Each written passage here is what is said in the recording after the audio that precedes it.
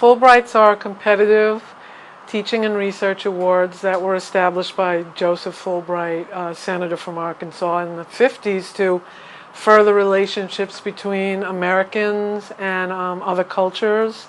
And it's a program of exchange that involves Americans going all over the world, as well as professors, students studying here. So it goes both ways. And the Finland program is 30 years old, so they've been in it for a long time. So my particular Fulbright was a teaching and research Fulbright to teach 2 courses in the American Studies program there, North American Studies it's actually called, which is at University of Tampere, Finland. And Tampere is a city of 200,000 people. It's the second largest city in Finland after Helsinki and the Helsinki suburbs, I'd say.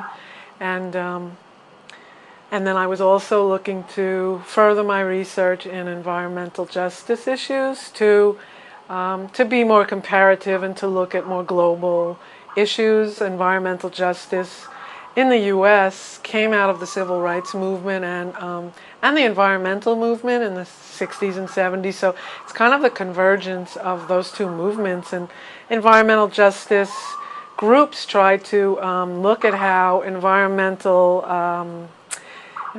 hazards tend to be disproportionately put into poor communities and communities of color.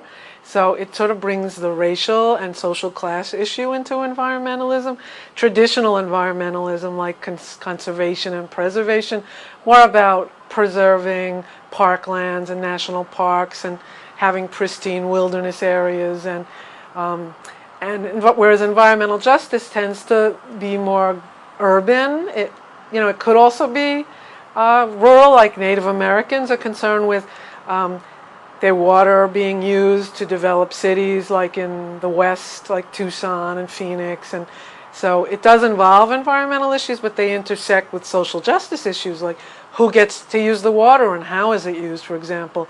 How come Native American land is being used, for example. And here in the Northeast we have communities like Harlem and the South Bronx have disproportionate numbers of toxic waste sites. What I aim to do is look at how literature and film deals with these issues and how writers and filmmakers are taking up environmental issues as they intersect with social injustice and looking to make it better, looking to how can literature help raise awareness and also propose more sustainable or more balanced ways to live. And so some of the writers and filmmakers I use humor. So I'm also interested in how do we make a message that is also appealing to people so that they don't feel like this is just very painful, depressing material thrown at them. So a film I teach and use is called Blue Vinyl, where she looks at, she shows how vinyl is a deadly manufacturing process, and she goes to Louisiana, but she uses her own family and their dilemma of replacing the vinyl siding on their Long Island house, and she has her parents in the movie and she's in the movie, and she carries a piece of blue vinyl under her arm, and it's kind of funny, and she uses a lot of humor. Her name's Judy Helfand. And one of the things that happened when I taught that movie in Finland is they don't have vinyl houses there. They use wood, and they use concrete.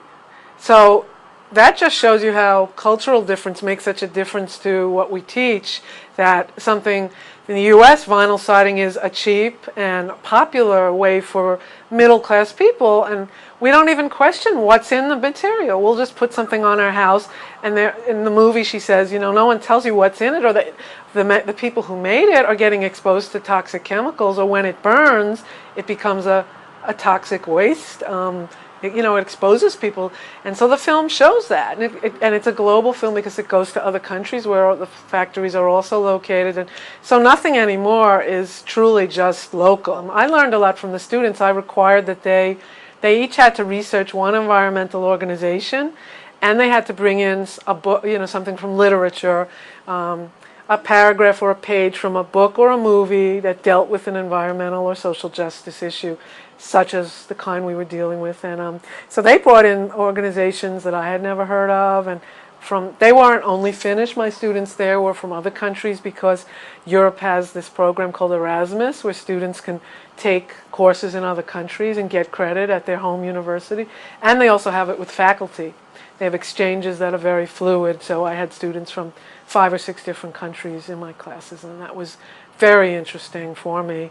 And so I learned a lot from that, and I think they learned a lot from each other. And well, it's having an effect in teaching in that I just feel that the experience of being in another culture and of seeing my country judged by other countries just gives me a much more sense of the global world, that we are that we live in a world that doesn't see everything the same way we do, and that it's important to convey that as an educator, that there's more than one way of looking at things, and there's more than one perspective, and our students come from so many countries. So I've always encouraged them to give that perspective, but now I think I respect it even more, of just the perspective that comes from other cultures and the dialogues that we can have about different ways of doing things, different ways of perceiving. So I think that you can't ever be the same after you've really lived in other countries. And the tension between assimilating to a new culture. And I know I had to assimilate to some degree to Finnish culture. So I think I can relate a lot to the students who come here from so many different places, and they have to adjust to our way of doing things. And to just say it is a way of doing things. It's not necessarily good or bad, it's just a different way.